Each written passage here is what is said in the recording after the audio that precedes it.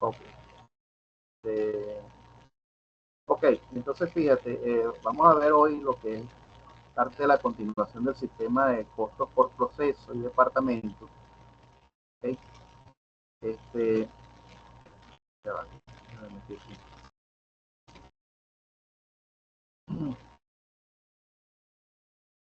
fíjate, entre los objetivos entonces tendríamos comprender qué son las unidades equivalentes o producción de efectivos, identificar etapas del cierre en el informe de costo de producción, práctica, costos por proceso, eh, lo que es la práctica de costos por proceso, analizar los métodos de cálculo para el establecimiento del precio óptimo del producto, e identificar los distintos sistemas de inventario. ¿Okay? También vamos a ver establecer las convivencias de lo que es la convivencia entre departamentalización y controlar los gastos reales y gastos de fabricación. Los contenidos, bueno, las unidades equivalentes, las etapas de cierre, el informe de costo de producción, asientos diarios, convivencia de departamentalización y gastos reales. Es lo que vamos a estar viendo a continuación. Ok, fíjate. El sistema de costos por proceso, como ya lo hemos venido viendo a lo largo del curso, es importantísimo porque lo que permite establecer básicamente es cuánto me va a costar a mí cada proceso desde que yo tengo la materia prima hasta que comienzan sus procesos de transformación y finalmente se convierte en un producto final. Entonces, lógicamente, en estos procesos van a estar inmersos los costos directos e indirectos. ¿Ok?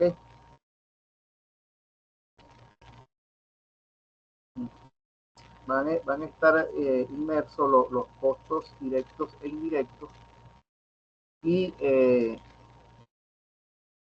como bien hemos dicho anteriormente, los costos directos son los que están relacionados directamente con la mano de obra directa y los costos directamente atribuibles a la producción del producto en particular, mientras que los costos indirectos son aquellos costos que yo no puedo medir de manera directa, lógicamente, pero que de algún modo están relacionados con el sistema productivo y que van a contribuir al desarrollo de dicho sistema.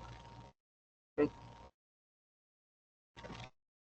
Entonces, esto nos trae en sí, para el caso de los procesos, para medir el costo de los procesos, algunas ventajas y otras desventajas. La ventaja es que me permite hacer un seguimiento del costo total del producto. ¿Okay? Me genera una vía muy simple para poder establecer los costos. ¿Por qué? Porque ya yo voy sumando de manera por departamento cuál es el costo que me va a generar el producto al final de la línea de proceso. Y me facilita la evaluación del rendimiento porque yo puedo entonces establecer cuánta materia prima ingresé a la línea y cuánto producto obtuve finalmente. Sin embargo, también estos sistemas van a presentar desventajas. Entre ellas, tenemos que, bueno, menor visibilidad por departamento, ¿verdad? Puede ser más difícil identificar donde se generan los mayores costos dentro de la empresa, porque a veces no es tan fácil identificar esto. Eso hay que estar claro también. A veces los procesos no son tan directos. A veces en la medida que se hace más complejo un proceso, tiende a, digamos, enmascarar un poco más los costos. Y eso nos lleva a esto, a una posible subestimación de los costos. Es decir, a veces podemos estar valorando un costo del proceso por debajo de lo que realmente el mismo nos puede dar. Entonces, en ese sentido, se crean lo que llamamos las unidades equivalentes. ¿Qué son las unidades equivalentes? Las unidades equivalentes son la unidad que me permite expresar a través de productos terminados o productos semiterminados la cantidad de dinero invertido en materia prima que yo tengo.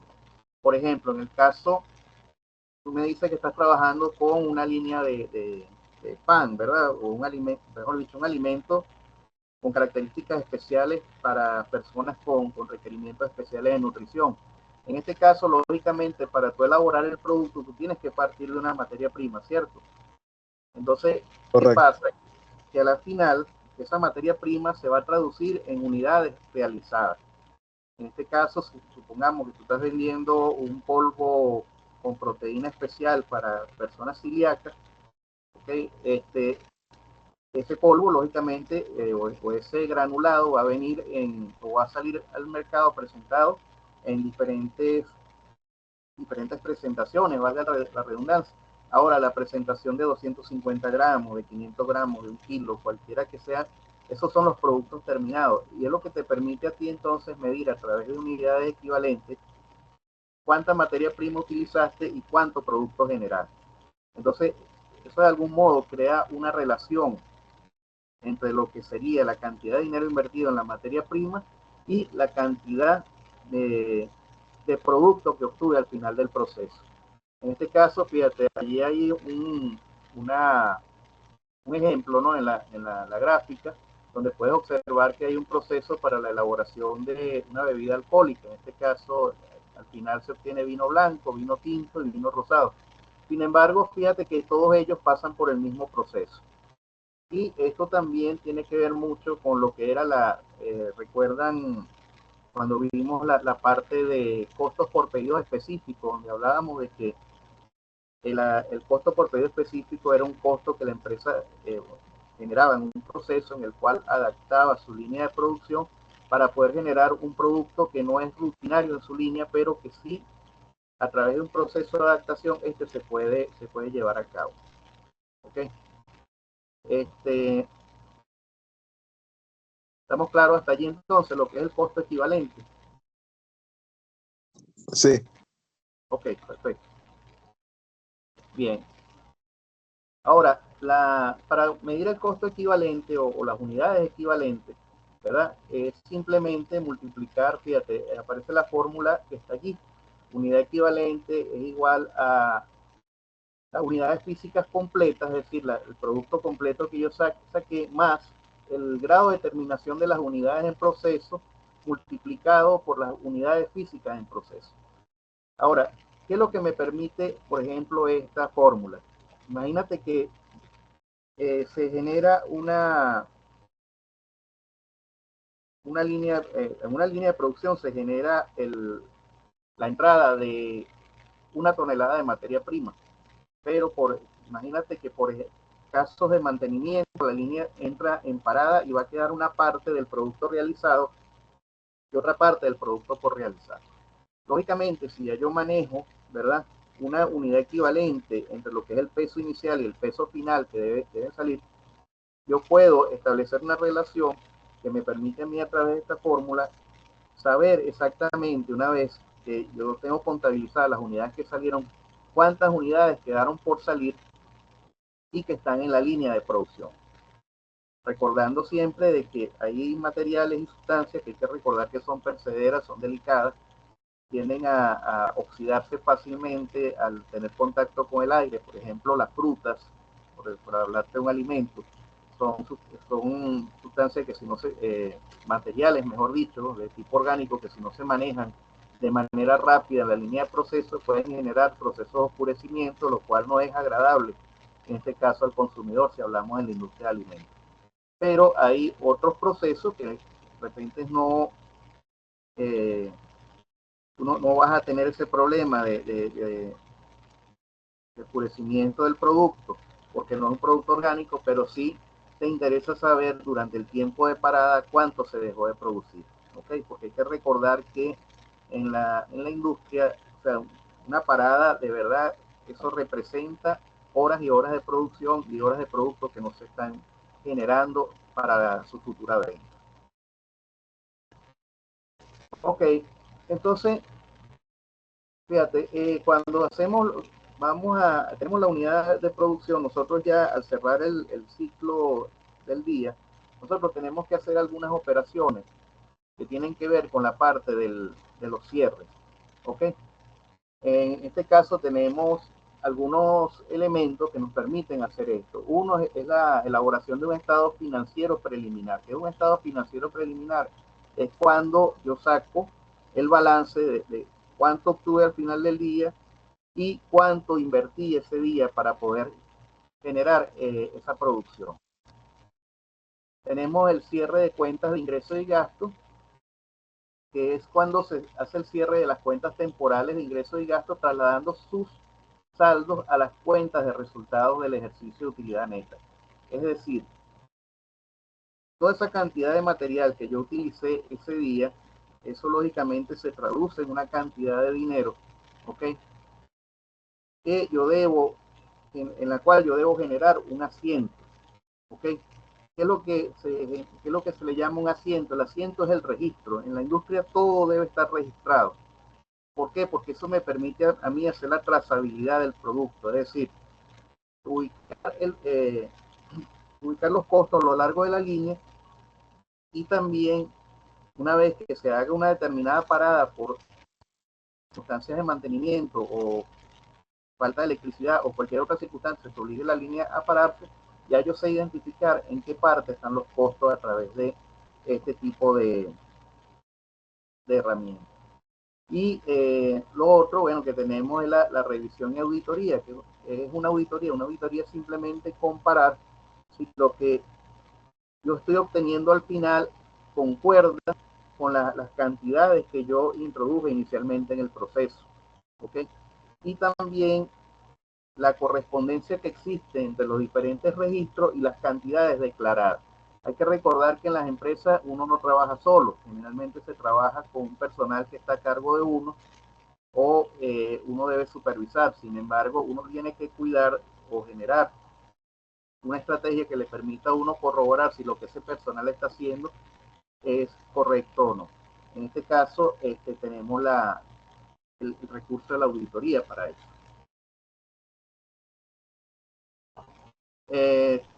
Lo otro, bueno, el cierre final. ¿Qué es el cierre final? Una vez que tú revisas todos los procesos, ¿verdad? Que tiene que, lógicamente, coincidir la cantidad de producto que obtuviste con la cantidad de materia prima y a su vez con el monto el monto asignado a la elaboración de cada uno de esos productos. Ahora, todo esto, como te dije, tiene que quedar sentado, ¿verdad? En algún lugar, algo donde tú puedas revisar el, el procedimiento que se está llevando a cabo. En este caso, tenemos que dentro de las etapas de cierre, una de las herramientas que se maneja es la contabilidad de costos. Ahora, ¿qué es la contabilidad de costos? Es el registro de la cantidad de dinero erogado, ¿ok? Para cada parte del proceso. Fíjate que ahí logras ver la tabla que dice centro de costos, ¿no? ¿Escuchas? Sí, sí, está ahí. Ok, esa tabla que dice centro de costos básicamente es la que uno utiliza en las empresas.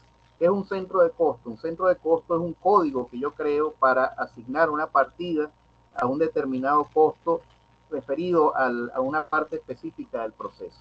Por ejemplo, el código 4135, esto es un ejemplo de una empresa que procesa y comercializa hortalizas. Ellos establecen ese código para la venta de hortalizas en lote A. Quiere decir eso que todos los gastos que se hagan en ese lote van a ir asignados al código 4135. Y eso permite entonces establecer lo que yo te decía anteriormente, la trazabilidad. De hecho, cuando uno abre una cuenta bancaria a nombre de una empresa, el banco le exige a uno establecer los centros de costo. Es decir, uno debe pasarle al banco los códigos que tiene asignado a las diferentes cuentas de la empresa para que entonces el banco pueda hacer una correlación entre lo que es lo que es la erogación y lo que es el débito, ¿okay? Que es lo que vemos abajo. Fíjate, generalmente los balances financieros de las empresas se manejan un poco como parecido a la cuenta de uno, la cuenta personal. El débito es todo lo que se descuenta, es decir, todo lo que refiere a gasto, y el crédito es todo lo que ingresa a la empresa. ¿Ok? Por ejemplo, aquí puedes observar en el cuadro de abajo que dice 4135, venta de hortalizas en el lote A. Al ser una venta, es un ingreso que se genera a la empresa por $2.500. ¿Ok? Después dice balance, ¿no? Porque no veo. Ya, déjame, ok, banco. Después dice banco, ok. Fíjate que está identificado con otro código, que en este caso es el 1100, y simplemente lo que hace es reflejar el total de lo que tienes debitado, es decir, de lo que tienes acreditado en el banco. ¿Ok? Posteriormente, dice costo de hortalizas, o sea, lo que costó producir la hortaliza, eso entra como un débito que se le resta lo que tenías en el banco y queda en mil bolívares. ¿Ok? Y así sucesivamente con todo, fíjate, el pago en efectivo, este es otro que entra al banco, pero entra por caja, ¿ok? Es un crédito de $3,000 y sin embargo se le resta, una vez que se hace el gasto en las hortalizas, el lote B, vuelves a quedar en $1,800, ¿ok? Y así sucesivamente con todas las operaciones. Lo importante de esto es que se entienda de que cuando se crea un centro de costos, se crea una línea de procesos, cada parte del proceso debe estar justificada bajo la figura de un código creado, en este caso, por la empresa. Por ejemplo, si tú estás trabajando con una línea de productos alimenticios dirigida a un mercado donde el producto lo va a consumir personas con necesidades especiales, tú tienes que identificar dentro de tu centro de costo, por ejemplo, tu primer proceso, ¿cuál sería en la línea? La recepción. No podemos avanzar. Perdón. Sí, le escucho. ¿Cuál sería tu primer proceso en la línea? En tu línea. La recepción de la materia prima. La recepción. Entonces allí tú vas a tener seguramente un personal, ¿verdad? Que tiene que supervisar y vas a tener seguramente unos costos, por si usas un montacarga, por ejemplo, unos costos de movilización, de mantenimiento de ese montacarga. ¿Ok? Sí. Entonces el personal que labora ahí tiene que tener un código.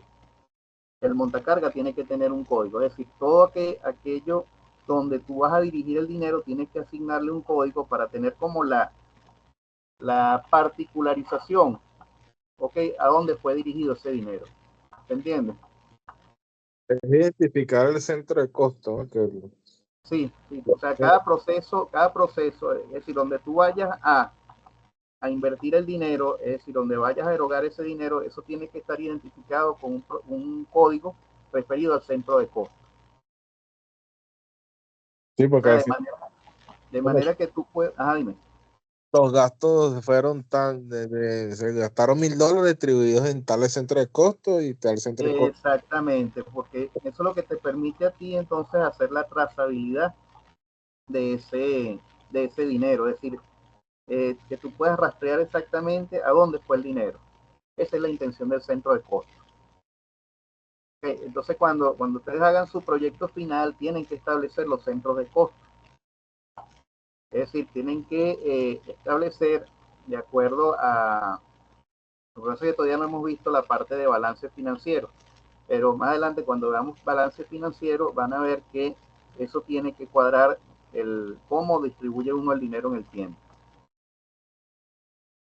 ¿Estamos claros por acá entonces? ¿Qué es el centro de costo? Sí, hasta el momento. Ok. Y bueno, fíjate, todo esto siempre va de la mano con lo que es un informe de costos de producción. ¿Ok? En los costos de producción que se refleja de manera muy general lo que vemos acá en este ejemplo. Ok, fíjate, tenemos costos agregados por departamento. Generalmente uno entrega a la gerencia o a la directiva, son resúmenes, ¿no? Claro, estos resúmenes tienen que estar soportados por costos parciales, pero tenemos, por ejemplo, costos agregados por departamento. Ahí tenemos los costos totales. Fíjate que sale la producción equivalente, es decir, de lo que yo gasté o lo que me costó hacer esa producción, cuántas unidades produje, y me sale el costo unitario equivalente, es decir, cuánto me cuesta a mí producir cada una de esas unidades. Fíjate, se establecen los materiales directos, la mano de obra directa. ¿Okay? Igualmente, te establece cuánto, porque a la final, fíjate que en el cuadro aparece costos indirectos de fabricación. ese costo indirecto de fabricación son los costos que están relacionados básicamente con todos aquellos departamentos que, si bien no están directamente relacionados al proceso productivo, de algún modo ellos ayudan a que se genere el producto. Por ejemplo, el departamento de administración, el departamento de contabilidad, el departamento de seguridad, no están directamente inmersos en la línea de producción o el proceso productivo, pero su trabajo contribuye a que ese producto se pueda generar. ¿Okay? Entonces, aquí fíjate, bueno, esto es un poco la definición de lo que aparece allí en la tabla. Aquí no me voy a detener mucho. ¿Okay? Sin embargo, el costo unitario sí se calcula dividiendo el costo total de producción entre las unidades producidas. Entonces, ¿por qué es importante esto? Porque al final, y más adelante lo vamos a ver aquí en esta presentación, ustedes tienen que establecer un costo de equilibrio, que es el costo de equilibrio, el costo que me permite a mí identificar cuáles son las unidades que yo produje, el tiempo que lo produje y cuánto tiempo estuvieron esas unidades dentro de la empresa, sobre todo en almacén. Y también que yo tengo que establecer un precio para vender mi producto, y ese precio va a estar en función básicamente de los precios con los que me hacen a mí competitivos en el mercado, en este caso de los precios con relación a la competencia. Bueno, como te decía, generalmente estos registros de costos se hacen a través de lo que llamamos un libro diario general, que el libro diario, como lo dice su nombre, es el registro diario. Es decir, si yo en un día utilicé 1000 unidades de una materia prima para generar 1500 unidades de un producto, yo debo reportar ese día las 1000 unidades que utilicé. Igualmente la cantidad de personas que trabajaron ese día, el tiempo que trabajaron. Debe haber una correlación entre todos estos factores, de manera que al momento de auditar, todo eso tiene que guardar una correspondencia.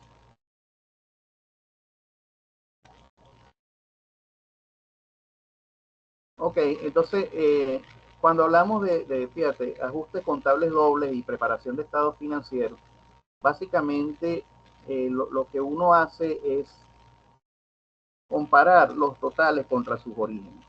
¿Qué es comparar los totales contra sus orígenes? Hay que recordar que, por ejemplo, cuando hacemos sobre todo los ingresos en la empresa, pueden entrar por varias vías. Entre eso tenemos transferencias, pagos de caja, que generalmente son pagos en efectivo, o depósitos bancarios. ¿Okay?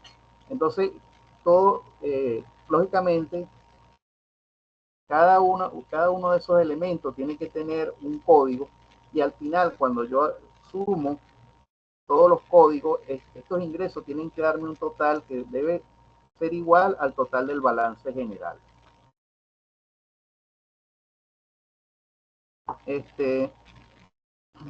¿Sabes cuál es la diferencia entre un balance general y un balance parcial? El parcial debería ser una proyección y el general ya es el resultado. El parcial es el que haces tú diario o semanal. Generalmente los balances generales se hacen de manera mensual o quincenal, ¿no? Ahora, el balance, si tú haces un balance diario, por lo menos en las líneas de producción se hace de manera diaria a través del libro diario. Lógicamente, ese balance tú lo vas reportando, ¿verdad? Día a día, o la persona que trabaja para ti te lo tiene que reportar. Y eso tú lo tienes que ir descontando de tu presupuesto inicial, ya sea de tu presupuesto físico en materiales o de tu presupuesto financiero establecido en moneda. Al final, ese balance debe cuadrar lo que tú generaste durante ese mes con respecto a lo que tú gastaste o durante esos 15 días. Ejemplo, si tu presupuesto es para trabajar 15 días de $1000 y agotaste en el día 15 los $1000, lógicamente debe haber una trazabilidad entre el registro de esos $1000 y su erogación durante esos 15 días, ¿correcto? Igualmente para el mes.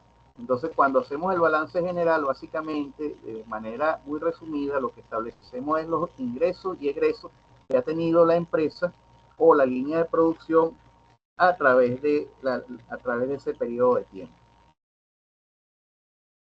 ¿Dudas hasta ahorita? No, vamos bien. Bien. Ok, fíjate, entonces, ¿cuál es nuestro principal elemento para poder nosotros establecer una relación entre lo que es la parte numérica, que es la parte financiera o contable, con la parte material? Es el inventario. ¿Ok? Ahora, los inventarios, dependiendo de cómo se enfoquen, ellos van a hacer inventarios de materias primas, que son los que incluyen los materiales que se utilizarán en la producción de bienes. Inventario de productos en proceso, son aquellos productos que están en proceso de fabricación. El inventario de productos terminados, que son los bienes ya elaborados o que vendríamos a decir las unidades equivalentes. Y el inventario de mercancía, que es el inventario que ya yo tengo en almacén. ¿Ok? Fíjate que son nombres distintos, pero atienden básicamente es a una ubicación dentro de la línea. Es decir, es tener una manera de controlar la cantidad de productos que yo tengo en la línea para que sean transformados ya sea en unidades equivalentes o en productos finales que van para el almacén. Ahora, ojo, una unidad equivalente no necesariamente es un producto terminado. ¿Por qué? Porque hay que recordar que dentro de la línea de producción hay algo que se llama control de calidad, ¿correcto? Y yo puedo tener un producto terminado, más no lo puedo considerar unidad equivalente hasta que ese producto no cumpla con las características del proceso, es decir, con mi estándar de calidad.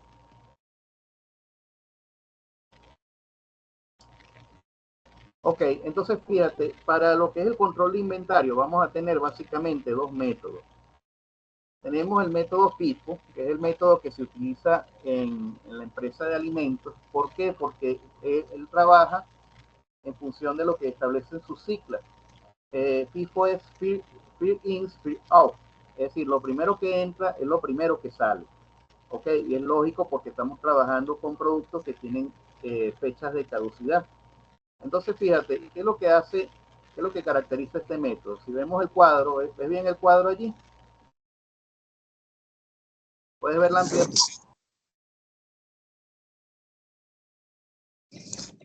Hay una Vale. parte más o menos se entiende. ¿Se ve? Ahí sí lo ves. Sí. Ok. Fíjate, aquí en este ejemplo lo que vamos a ver es cuando uno va a hacer este tipo de inventario, uno tiene que hacer tres columnas. Una columna de entrada, una columna de salida y una columna que va para almacén. Ahora, fíjate lo siguiente. Cuando hablamos de compras, cuando se hacen compras en la empresa, eso lógicamente representa una entrada a la empresa. Y cuando la empresa hace ventas, eso representa una salida de sus almacenes. ¿Ok? Y finalmente tenemos que valorar lo que tenemos en almacén. Ahora, por ejemplo, fíjate, lo que aparece arriba son las fechas. Aquí dice existencias iniciales. Okay, 300 unidades valoradas a $20 cada unidad. Como no tenemos ni entrada ni salida, es como decir donde arrancamos el inventario. Imagínate que esto es el primero, bueno, como lo dice allí, el 1 de enero de un año. ¿Ok? Lógicamente, esas existencias iniciales son las existencias del año anterior. ¿Ok? Ahora fíjate bien. En el día 8 de enero se hace una compra de 200 unidades a $25, que es la que está reportada aquí. ¿Estás viendo el cursor? Sí. Ok. Fíjate, aquí tengo 200 unidades que fueron compradas a $25. Eso me da un total de 5.000 unidades. Perdón, de $5.000 de valor de la compra. Pero como ya yo tenía en almacén otra cantidad, eso debe ser sumado, ¿verdad? Para sacar un total, ¿cierto? Entonces yo voy a tener, para esa fecha, yo voy a tener en total en almacén, si me preguntaran cuánto tengo en almacén, yo tengo que decir, mira, hay 500 unidades valoradas a $11.000, que vienen de las sumas parciales de las cantidades que se compraron inicialmente. Ahora, de esos $11,000, fíjate, en el día 15 de enero se genera una venta de 350 unidades. Ahora, como el método establece que lo primero que entra es lo primero que sale, yo debo completar estas 350 unidades. Fíjate que los colores coinciden, el amarillo con el verde, el amarillo con amarillo y el verde con el verde. Es decir, mis primeras 300 unidades yo las voy a sacar del lote más antiguo, en este caso de 300, ¿verdad? ¿Lo ves? Ahora, pero esas 300 unidades estaban valoradas a $20, entonces yo tengo que valorarlas aquí a $20.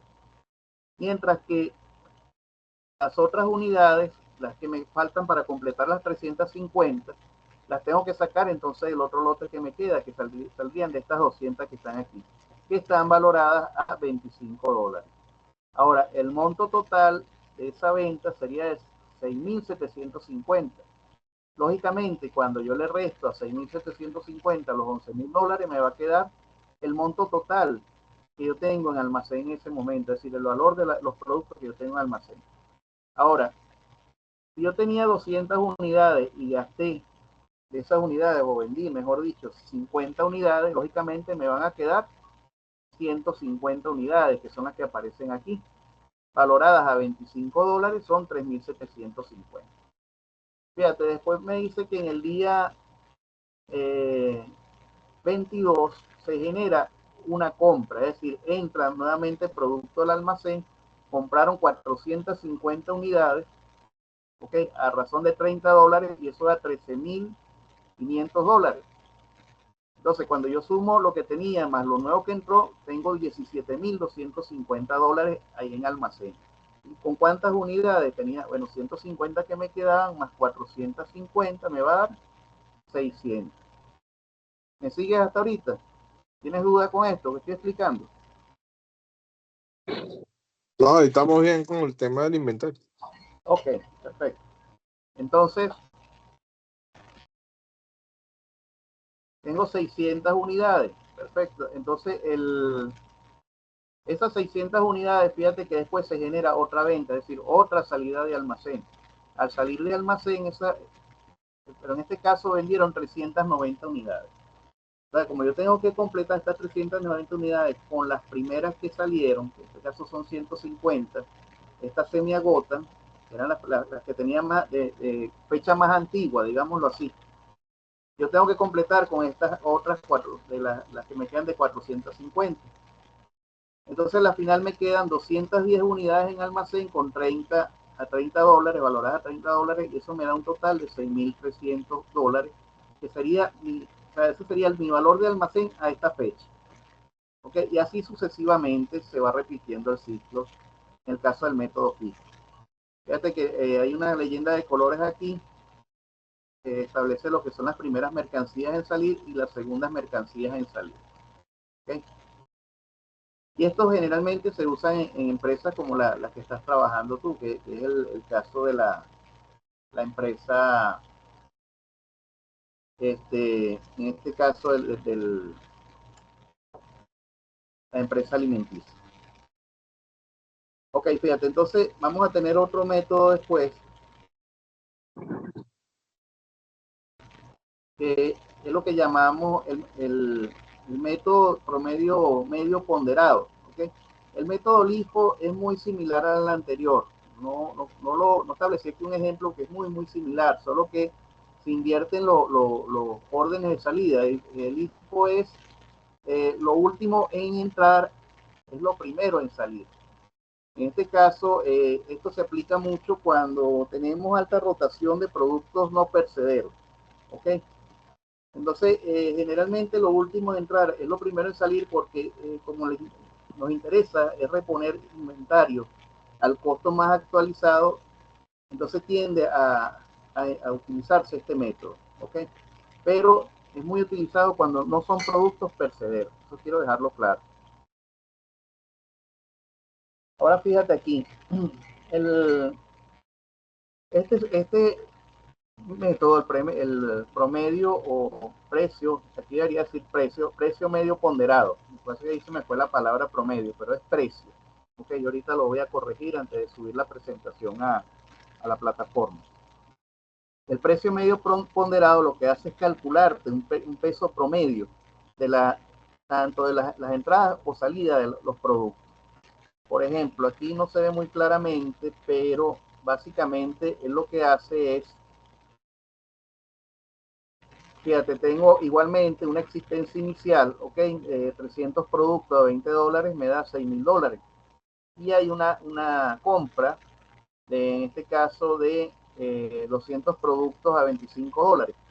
El precio medio ponderado lo que hace es multiplicar, es decir, sumar cada vez que hay una compra, ojo, claro, esto se hace nada más durante las compras porque es como una manera de tú actualizar el precio de tu inventario. Yo lo que hago es sumar ambos productos multiplicados por el precio, que es esta fórmula que aparece aquí, y finalmente yo lo divido entre el número de productos totales que tengo en ese momento en el almacén. Ahora, eso me va a arrojar un valor, que en este caso es el precio promedio ponderado. Cuando yo multiplico entonces, tengo ese valor, toda mi existencia yo la multiplico por ese nuevo precio y ese es el precio que yo registro en almacén. Pero como lo dije antes, esto solamente se lleva a cabo con las compras. ¿Okay? Fíjate que después sale una venta, ¿ok? Aquí hubo una venta de 450, no, perdón, esto es una compra. Las ventas básicamente lo que hace uno es restarle. Pero, por ejemplo, aquí hay otra compra, 450 a 30,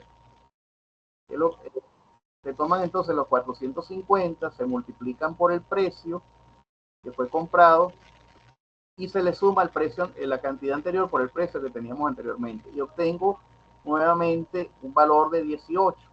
Ahora, toda mi existencia, que en este caso son 600, yo la voy a multiplicar por el nuevo precio que son 18. Entonces, eso es como una manera de ir actualizando los precios. ¿Está claro esto? Sí, porque ahí está trabajando con el tema bajo ese modelo y en búsqueda de obviamente no perder la valorización del producto. Exactamente. Recuerda, más en el tipo de economía que tenemos nosotros ahorita, que es tan cambiante, tan fluctuante por el tema de la moneda, ¿no?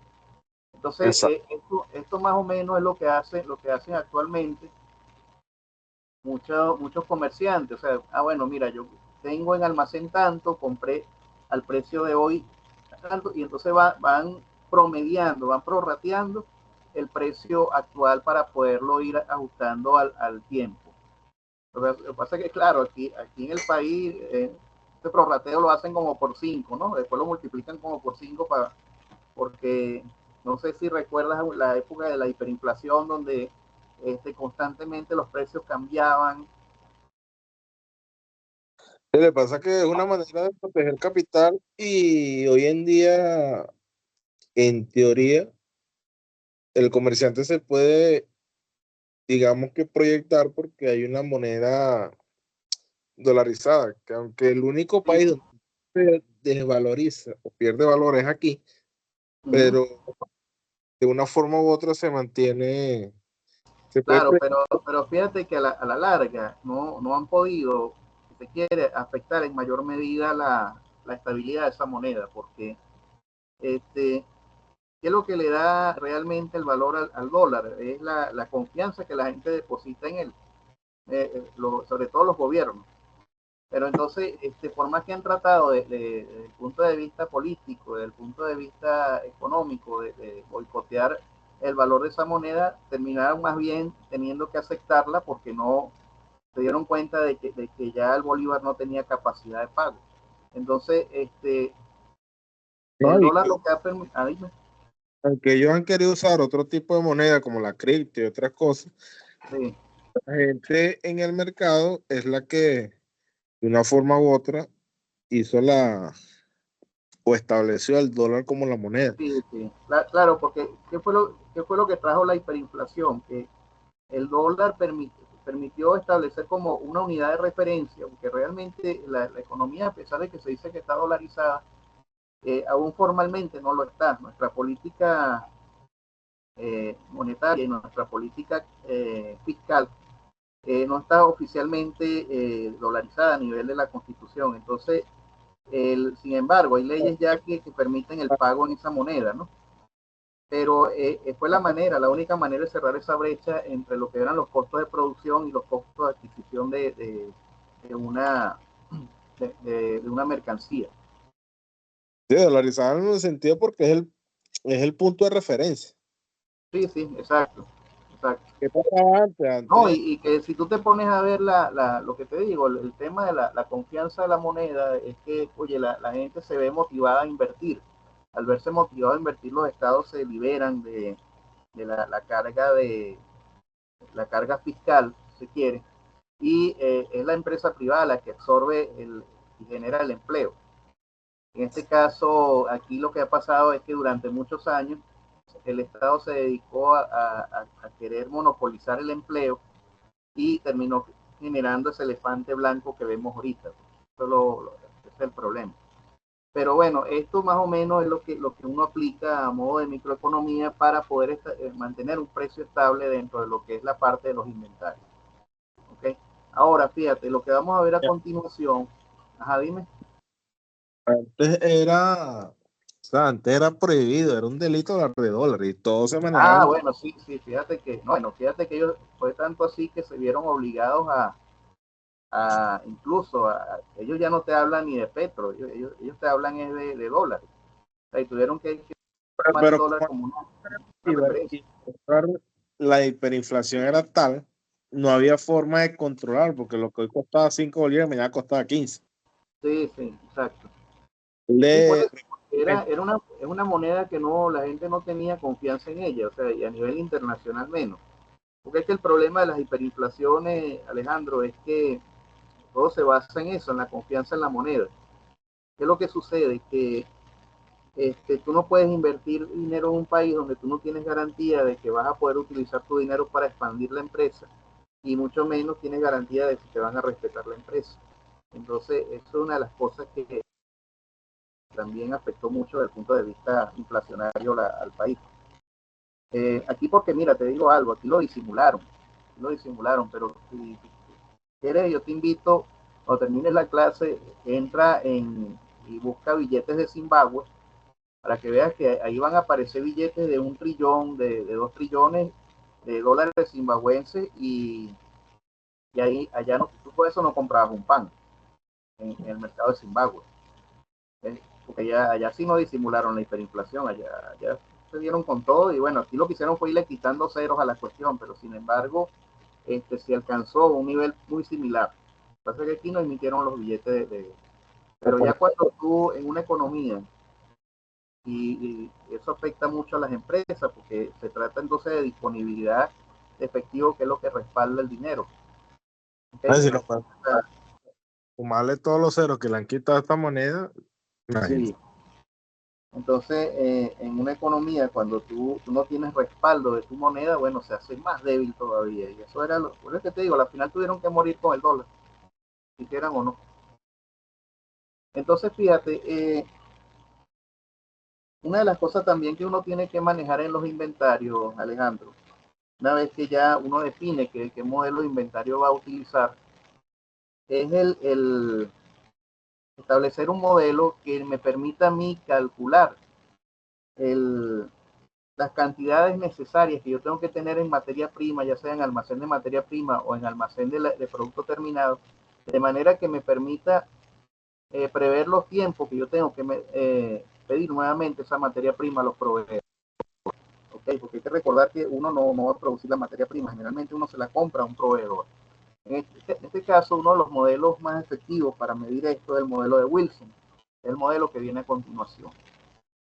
El modelo de Wilson básicamente lo que hace es, como lo ves aquí en la gráfica, es te permite calcular las cantidades óptimas de pedidos para ser distribuidas en una línea de tiempo. ¿Okay? Esto que vemos aquí, me estoy pasando el cursor, es por lo general la línea de tiempo de un año.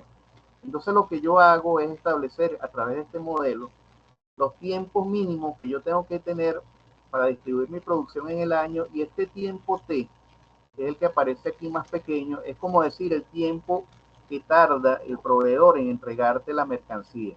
¿Ok?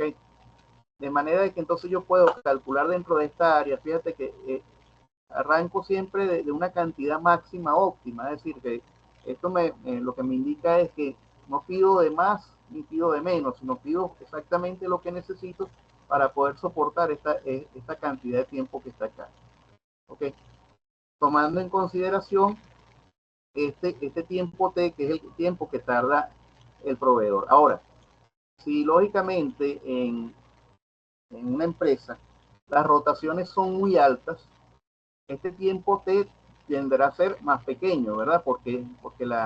Ahora, pero si una empresa requiere de materia prima importada que tiene que traer del exterior, y ese proceso puede tardar mientras se libera la materia prima 2 o 3 meses, lógicamente este tiempo T tendrá a ser más prolongado. ¿Okay?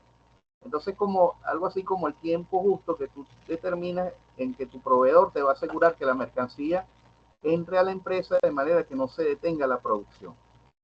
Ahora, las fórmulas, lo que vemos aquí, son las fórmulas que se utilizan para el sistema de Wilson, y básicamente lo que establecen es fórmulas con esto de seguridad y fórmulas sin esto de seguridad. Cuando hablamos de esto de seguridad, este margen que yo dejo aquí, que generalmente puede estar entre un 10, un 15, un 20%, como te dije, dependiendo de la rotación del producto. Si el producto tiene una rotación muy grande, yo tengo que tener un mayor porcentaje de stock, de manera de asegurar de que, bueno, lo que se me acabó la materia prima, por lo menos los clientes que me estén haciendo solicitud de pedido no queden en el aire, ¿verdad? Mientras que aquellos productos que tienen una rotación muy pequeña, ese stock va a disminuir, ¿sí? va a ir disminuyendo. ¿Por qué? Porque me da chance de que el proveedor, en este caso, pueda tardar un poco más en entregarme la mercancía. Ahora, fíjate, lo que vemos acá, este es el CP, es el costo de pedido, sea el costo de adquisición, el costo de tiempo, y Q es la cantidad máxima óptima. Lo importante de esta fórmula es que me permite a mí, ya como viene de una derivada, el cálculo del óptimo a través de una derivada, ella me permite a mí establecer esas cantidades sin que no quede por encima o por debajo. Ahora, cuando lo que varía con respecto a si tengo o no tengo stock es que a la fórmula se les va a sumar, en este caso, el costo de almacenamiento, que es esto, costo de almacenamiento. Se le suma el stock, ¿ok? Recordando que el costo de almacenamiento refiere es a lo que me cuesta a mí mantener esa materia prima allí almacenada, o ese producto elaborado almacenado. Recuerda que produzca o no produzca, iba a haber un costo fijo, porque seguramente yo tengo que pagarle al personal que inspecciona la materia prima, tengo que pagarle al vigilante, tengo que pagarle a todos los operadores que están allí recibiendo o procesando esa materia prima. Y al final esa materia prima va a estar un tiempo ahí en almacenamiento, mientras sale al mercado, que también es un costo que yo tengo que considerar. Entonces ese costo es este costo que está aquí, que es el costo de almacenamiento. Entonces, a la final, fíjate, el costo total va a ser el costo de pedido más el costo de almacenamiento. ¿Okay? ¿Dudas con respecto a esto? Entonces, ahorita vamos a ver un ejemplo para que lo veas a nivel de cálculo. Y esto que aparece aquí abajo es el punto de pedido. Los puntos de pedido, es decir, esto refiere exactamente al cálculo de este punto que está acá.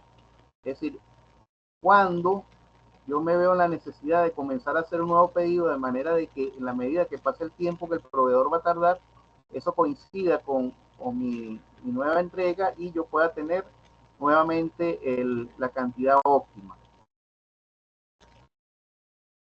Ok, entonces fíjate, como te decía, esta fórmula, lo interesante es que ella te va a permitir a ti calcular este punto en la curva. Fíjate que vamos a tener un costo total de inventario que va a venir dado por el costo de almacenamiento y el costo de los pedidos. Lógicamente, en la medida que las unidades aumentan, este costo tiende a disminuir porque se distribuye. Pero fíjate que lo interesante es que este punto, que era el que llamamos punto de equilibrio, recordando que este es el punto en el que la empresa no tiene ganancia ni pérdida, pero le permite seguir funcionando, coincide justamente con el punto mínimo, el costo mínimo de almacenamiento. ¿Okay?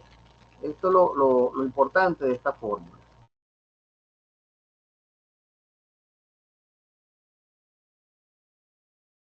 Ok, fíjate, para ver. Ok, fíjate, esto es un ejemplo, Alejandro, de lo que te decía. Dice, una empresa que vende celulares considera que tendrá una demanda anual de 900 unidades. El costo de hacer cada pedido es de $500 y el costo de almacenamiento es de $10 al año por unidad. El plazo de entrega es de 10 días, lo que tarda el proveedor en llegar. Entonces te piden calcular el tamaño óptimo del pedido. O sea, cuánto es el tamaño del pedido que yo tengo que hacer si yo vendo 900 celulares. Entonces se aplica la fórmula, ok, 900 por 500, que es la cantidad de pedidos, por la demanda, que son 900. Eso te da 300 equipos por pedido que tienes que hacer.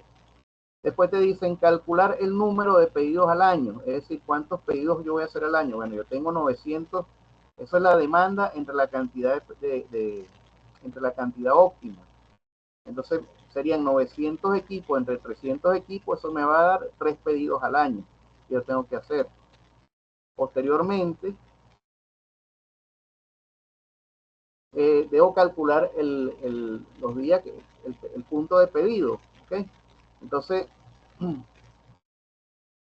yo voy a calcular primero los días que tarda en agotarse los pedidos. En este caso tenemos 360 días. Este 360 es el año comercial, ¿ok?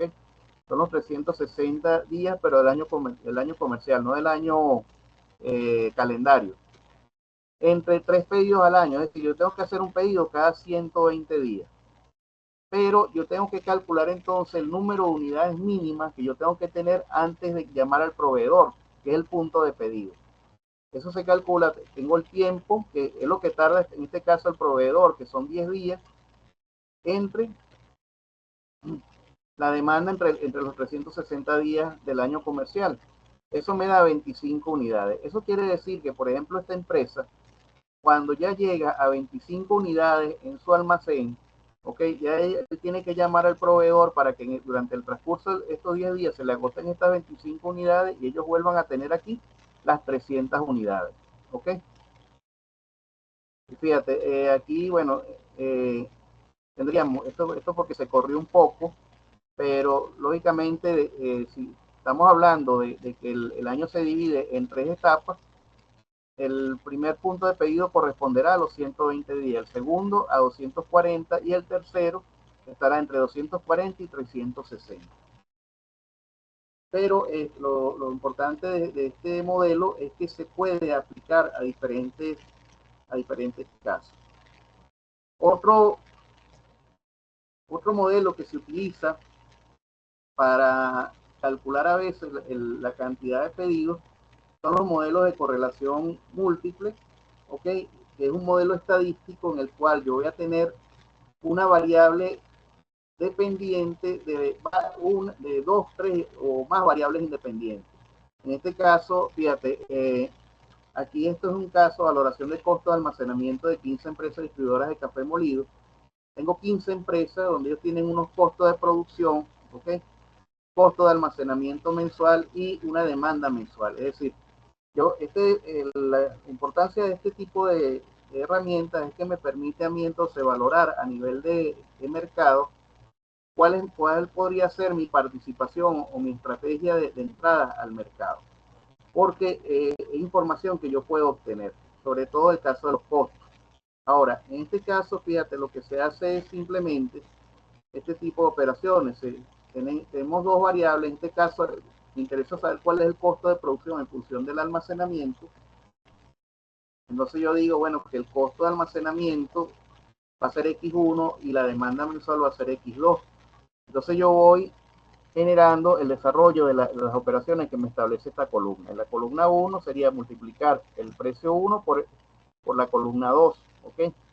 Igualmente en el caso de la columna 3, la columna 4, yo voy multiplicando las variables que me indica, y va elevado al cuadrado la columna 1, la columna 2.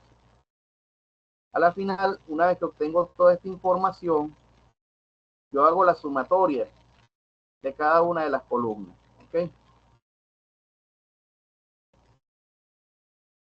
Hecho eso, ya va, que oye, creo que se me borró una lámina.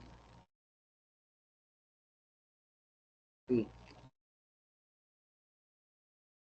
se me borró una lámina, pero bueno, fíjate, hecho eso, yo tengo que llegar a una matriz donde llega un sistema de ecuaciones. Esto no te asustes, esto hay muchas herramientas ahorita que se pueden utilizar para hacer este tipo de procedimientos, este tipo de cálculos, ¿ok? Entre ellas está Photomac. Puedes tomar una foto del sistema de ecuaciones. Lo importante es, lo que pasa es que no está ya va, déjame salirme un momentico para incorporar esa lámina. Sí, yo la tengo aquí. Dame un minuto para que puedas ver bien la... Ok, ya va. Un momento, no te vayas a retirar.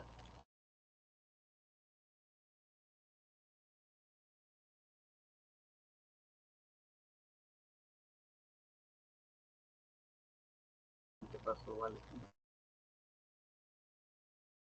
¿Qué pasó?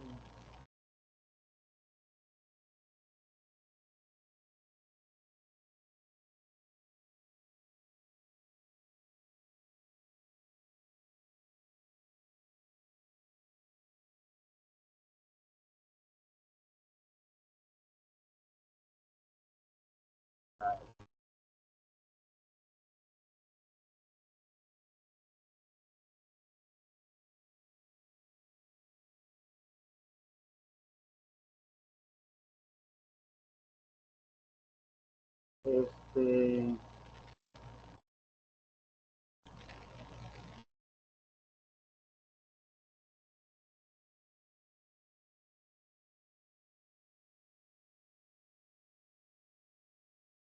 No, borré la matriz, ¿vale? Sin querer. De todos modos, yo la voy a volver a montar. Yo voy a montar este material en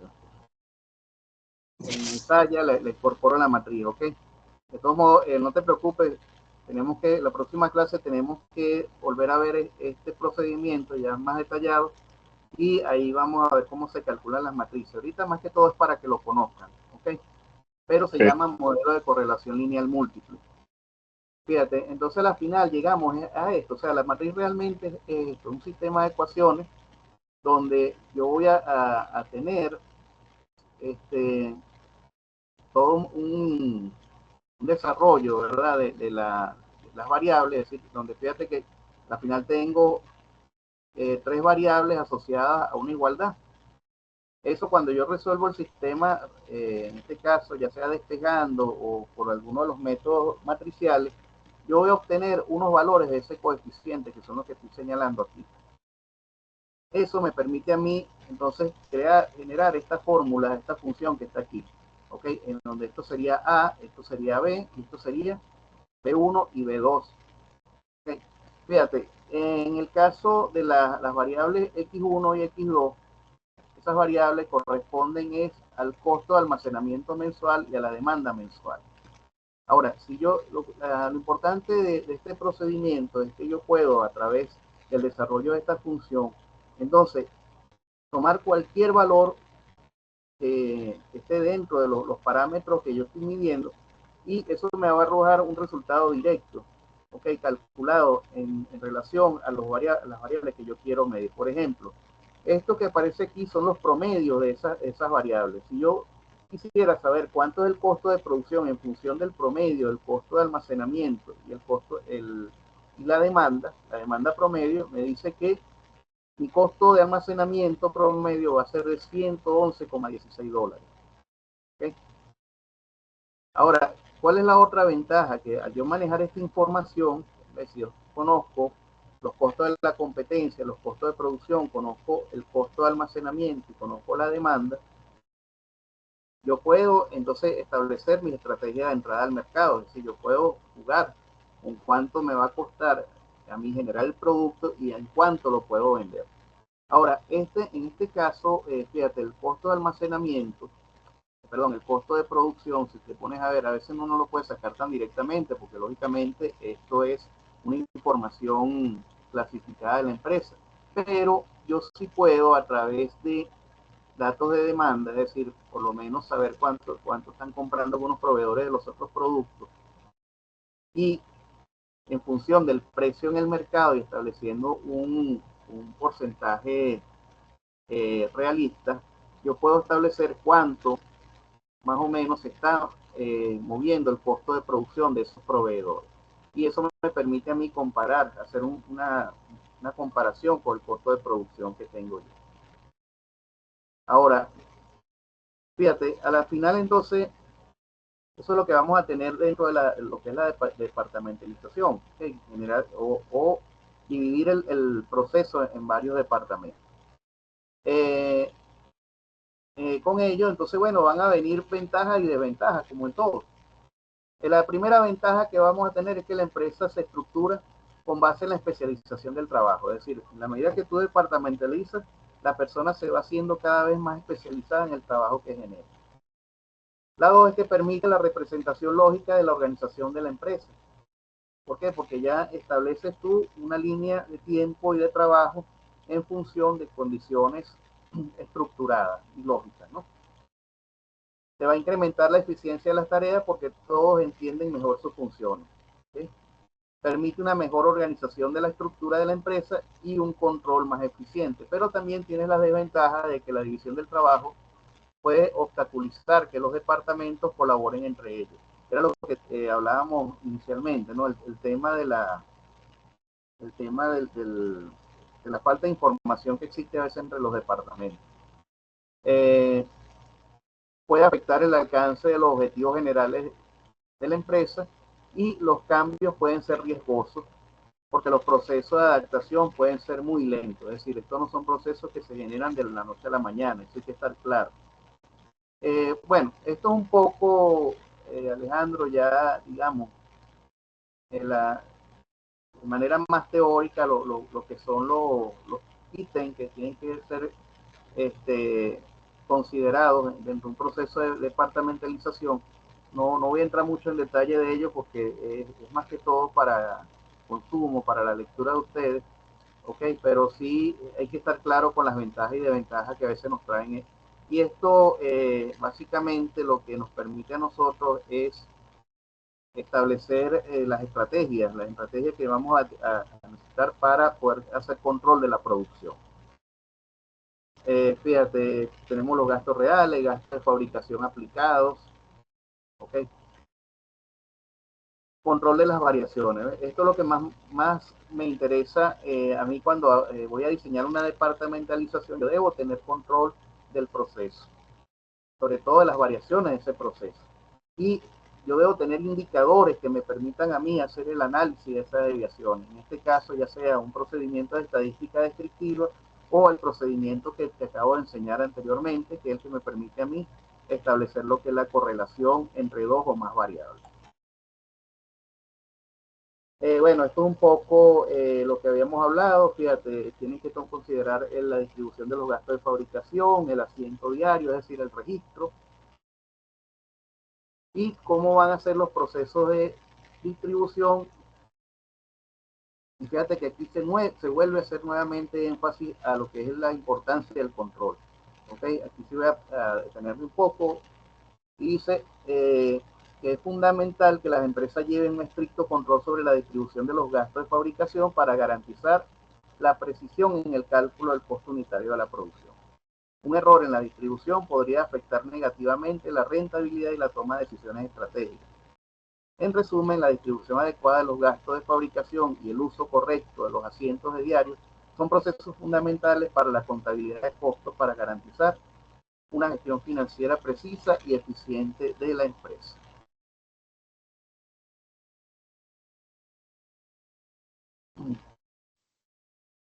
Bueno, Alejandro, eso es todo lo que tenía para la clase de hoy. Oye, te doy gracias por tu atención, tu tiempo. De todos modos, yo voy a colocar esto en la plataforma Saya, si lo quieres bajar más tarde, ¿ok? Y bueno, si necesitas hacer algún repaso. Con relación al método que vimos de correlación, no te preocupes, que ese método lo voy a volver a explicar con más detalle. Lamentablemente no me di cuenta que se me borró la parte donde estaba la matriz, que la tenía allí en la presentación, pero eso lo incorporo ahorita en un rato. ¿Ok? Bueno, Alejandro, muchas gracias, de verdad. Entonces, estamos en contacto, ¿sí? Vale, profesor, agradecido a usted por su tiempo. ¿Alguna duda? ¿Tienes alguna duda de lo que hablamos? No, estamos Okay. bien. Perfecto, gracias. Le voy a feliz tarde. Igual.